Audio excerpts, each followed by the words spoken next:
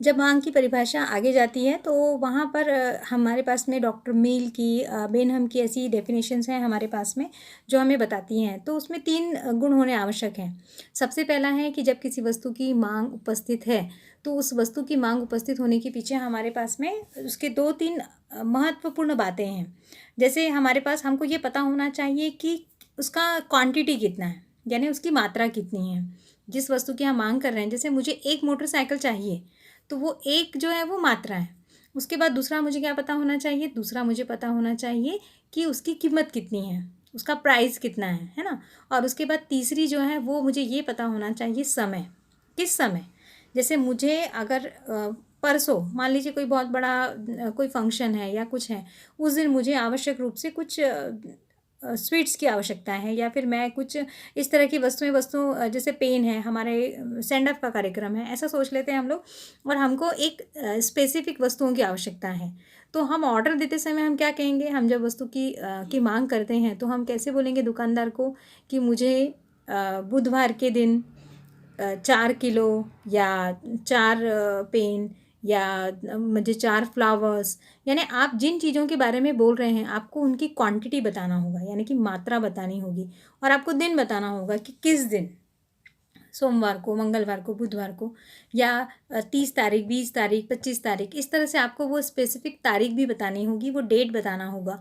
और फिर उसके बाद में हम मांग की कैलकुलेशन करते समय हमको सबसे प्रमुख रूप से क्या पता होना चाहिए कि उसका प्राइस कितना है, कितने रुपए का, कितने रुपए की, कितनी वस्तुएं, किस समय।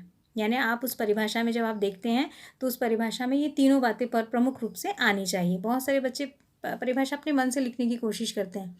जब आप मन से लिखते हैं तो उसमें कुछ चीज़ें रह जाती हैं। यदि आप ये समझ लें कि मात्रा, उस वस्तु की जो मात्रा होती है वो, उसका जो समय है वो, और उसकी प्राइस, ये तीनों चीज़ें जब आती हैं तभी मांग उपस्थित होगी।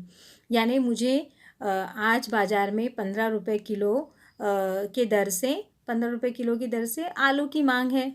तो हमको वस्तु भी पता है, उसकी मात्रा भी पता है, और किलो के हिसाब से उसका वजन भी पता है। तो यहाँ पर हमको जब एक सेंटेंस जब पूरा बन जाता है तब हम उसे कहते हैं हाँ ये मांग है। जैसे मोटरसाइकिल का उदाहरण मैंने दिया, आपको पेन का उदाहरण दिया, फ्लावर्स के उदाहरण दिया। हम सभी कहीं ना कहीं अर्थ से संबंधित विज्ञान पढ़ रहे हैं, और उस विज्ञान में जिन परिभाषाओं को सोच रहे हैं या जिन चीज़ों को देख रहे हैं उसका संबंध कहाँ से है, हमारे अर्थशास्त्री जीवन से है।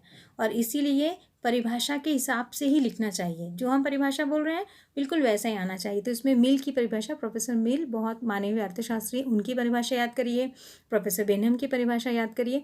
और उसके अलावा कुछ और परिभाषा यदि आपको यूट्यूब पे या कहीं सुनने को मिलती तो उसको भी याद रखिए, क्योंकि परिभाषाओं से ही संकल्पनाएं समझ में आती हैं।